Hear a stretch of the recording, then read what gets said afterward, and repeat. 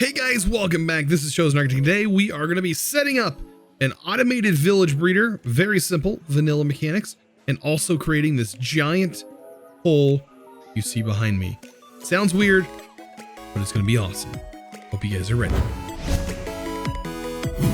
So I kind of have a plan for today, and what I really want to do is I think convert this area here into a place for villagers.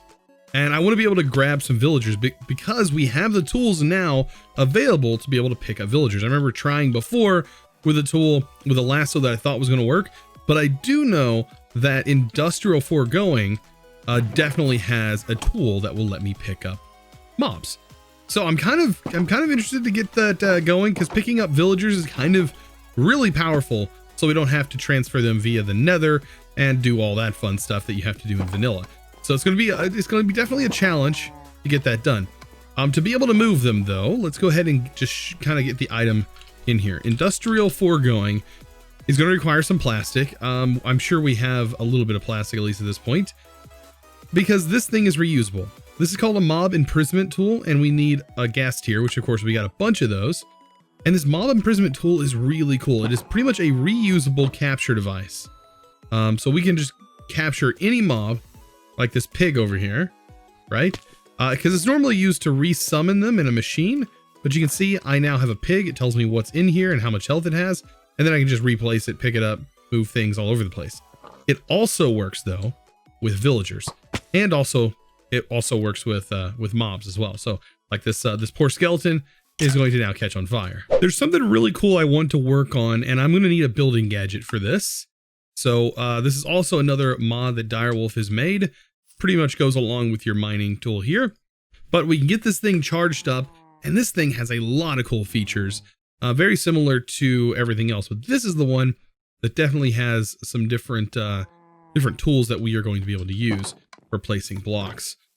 So this one I think has some options here in the controls, and it is going to be building. If we go to category, building gadgets, you can see right here, the overlay range, we can find a key. I think I usually use my keypad for this. So like 2 is our range / overlay. Usually I just like opening the settings menu. We'll set that to 2 and leave that there. All right, so let's see. This opens up the radial menu. Actually, I'm gonna set this to something else. Let's go to open settings right here. This is the one that we just set. And hopefully mouse button 5 works, which is on my mouse. It does not work. Okay. So it has to be an actual keyboard button. So, man, that makes it a little bit harder. Let's see if there's any open keys. Okay, so in is open. Perfect. So we'll use in. So that way I can hold down in and I can change our sizes and things like that. Pretty simple here. What I want to be building though, I think is a grid. No, it's going to be a wall, I believe. Build to me surface. We'll have to find out. Basically, what I have to do is select the block by shift right clicking on the block, and then you can start to see here what we have to build. And yeah, just like this, if I hover like that, you can see that it is creating like this platform here. I don't really want it to create the platform like that. That'll build a wall. This will build a floor. So this is what I want it to do. And then I can change the range and make it as big as I need it. Now I'm definitely going to need this because I have to build in here. And we're going to hit the hover. And I want to build just below this water line. Right in here. Just below this water line. And I think I'm going to need to make this as big as I can possibly get it. And I think that worked. And then right here, we'll fill that in. And the reason I want to do this is because I want this water to pretty much be disappeared. I want it to disappear. And what I'm going to do is build a border on the outside where this thing has mined. And I'm going to continue this all the way around, and then I'm going to let the builder mine it out again. And we're going to have ourselves a starting base that is going to be in the middle of the pond. And I want to turn this thing right here into sort of a place for my villagers to go. I know that may sound weird, but we're gonna make this thing look pretty cool. So because we still have the shape available here that we had originally, all we gotta do is just reflip this lever and we should be good. By the way, this is all the loot that we ended up getting for the most part. Flip that bad boy and we should start seeing this get cleared out again. Oh, the lag. That is fun. Start seeing some water disappear and yeah, I don't see any water. Now I do see lava down there. But I don't know if maybe letting a little bit of water flow down there would clear. I think that would clear up the lava issue just a tad, just a small tad. But yeah, we now have a wall on the outside of this area here. Let's let some water down there. That can't hurt, right? That'll create a bunch of cobblestone. Let some water down here. Oh yeah. That should cause some problems right about there. Perfect. Look at that cobblestone being generated. So yeah, I'm going to go ahead and let, I guess, a little bit of this water flow out just to reach down there, kind of clear up some of that lava. But for the most part, this looks pretty good. So what I want to do is actually cover up the walls, and that's where this building gadget just really succeeds. This thing is super amazing, and I want to cover it with a couple of different materials, but I don't want to go all the way down. Right, for right now we have it partially down there. I do want to use some glass and potentially stain it blue. At least that was my goal, is to stain it blue. And use this as an actual platform for the base here. So let's go ahead and stain some glass blue. Make it look nice and pretty. And this is going to be like the floor of this area. And this is where our villagers are going to go. I still want to be able to see down there. And then we're also going to create some sort of building. At least that's my plan. Create some building that goes onto the top here. I mean, you have all these tools with these mods. Might as well make it fun, right? Totally make it fun. Now we got to figure out where I want to start the glass. That is the problem. Let's go ahead and place this. Select it. And get our little shards we get from cork. Figure out exactly how we want to do this. I guess I could probably do it from here, right? Oh, that's pretty close. I'm thinking maybe right around here, right around this level. Get this glass going. Oh yeah, that's gonna be more than perfect here. And you can see we can stand on it. Everything looks really good. Perfect. But of course this is gonna have another layer on it that is gonna be separate. But this building gadget is so useful. Right now I'm using the build to me feature, which basically what block I'm staring at, it will build the blocks to where I'm standing. Of course, like if you don't have enough, it won't let you build anymore, but that's kind of how the thing works. I wonder what it would look like if we added regular glass on top of this glass. Would that change anything? Probably not. We could try.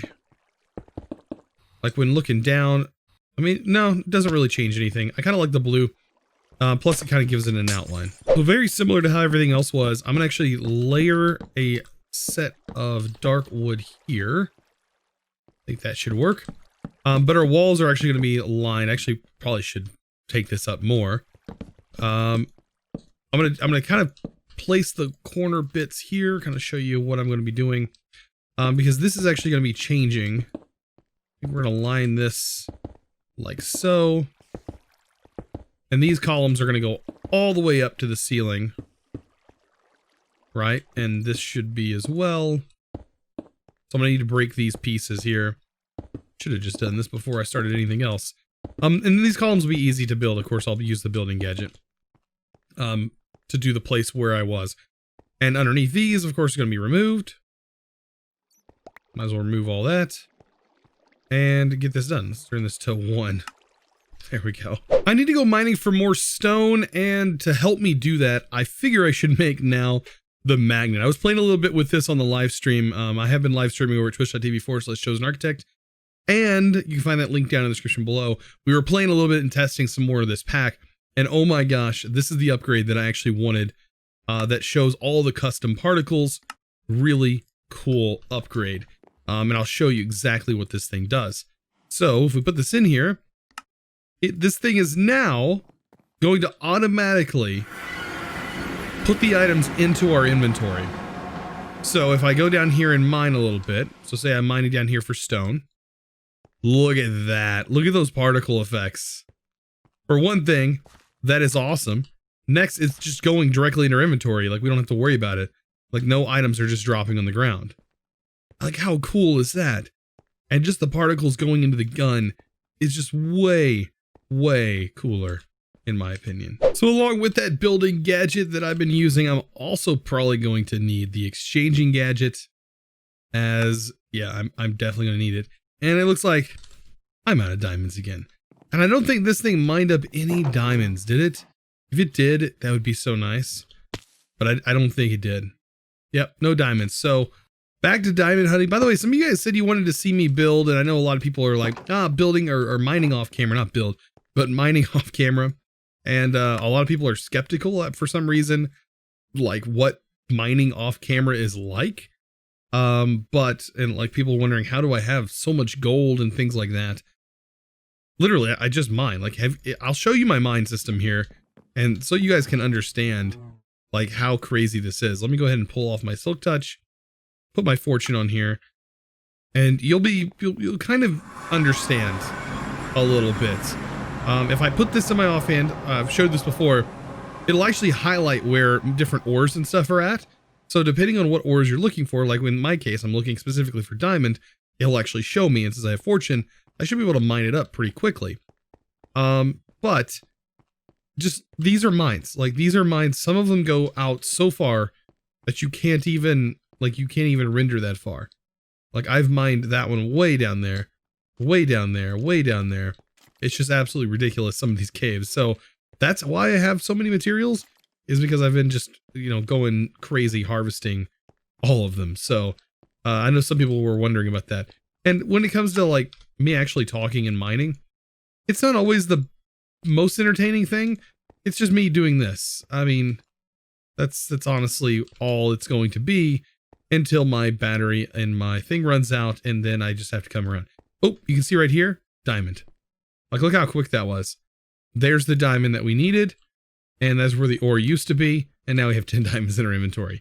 So I can leave, and right here, look, there's some gold. I usually tend to grab it because I know gold is going to be pretty useful.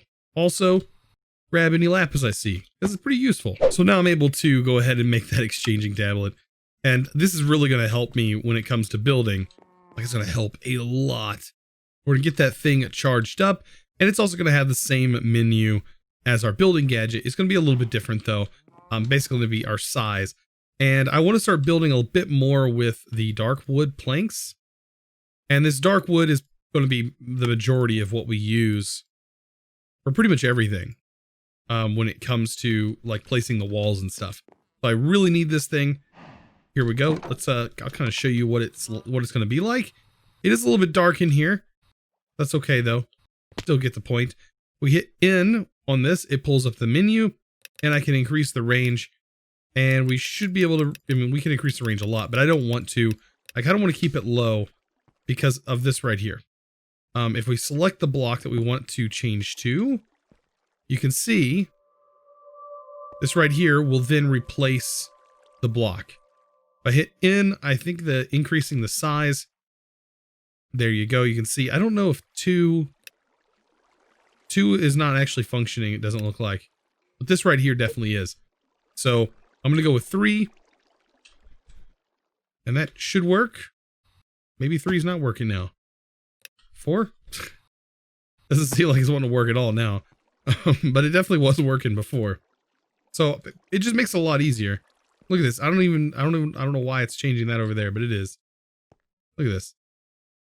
Maybe because it's in a square. I know why. We hit in, we need to go into vertical column. That right there. And then I can increase the range a bunch.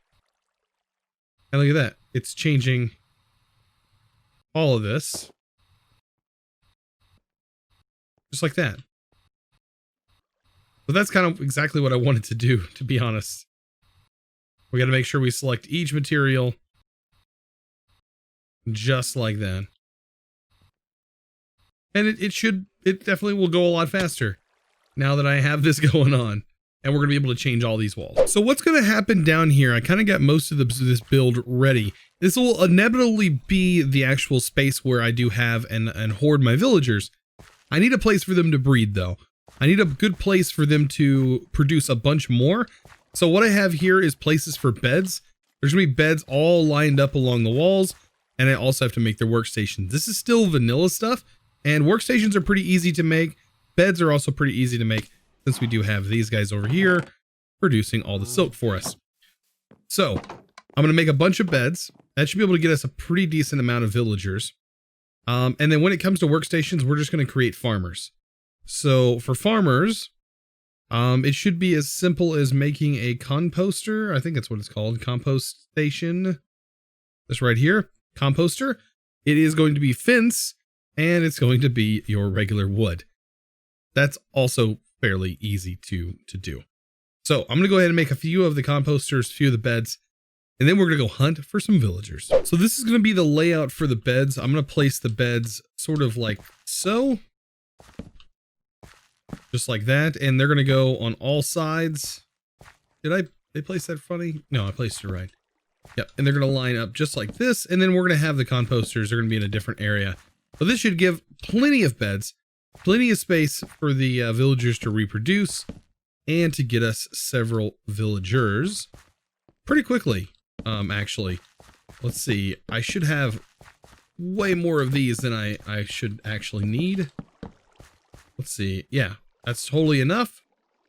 And then these corner pieces, I'm just going to leave them. They're not really that important. However, I do need to get some torches in here, just to make sure that we don't have too many bad guys spawning, because we definitely don't want zombies to spawn in here, or we will have a serious problem on our hands with some zombies. Iron golem, most things should be easy to pick up. So I'm going to place some torches here, and what we need to have right in this area, this crop that's here, is we're going to need carrots. Carrots is usually what I go for. Carrots just always work. So when we go to the village, that's what we're going to try and grab up, is some of those. And now we only need 2 villagers to get started. I'm going to use 1 mob imprisonment tool, as I should have enough in my jetpack to make that distance over there. We're going to take the jetpack, charge it back up a little bit. I love that this thing constantly gets recharged. We don't have to put coal or nothing in there.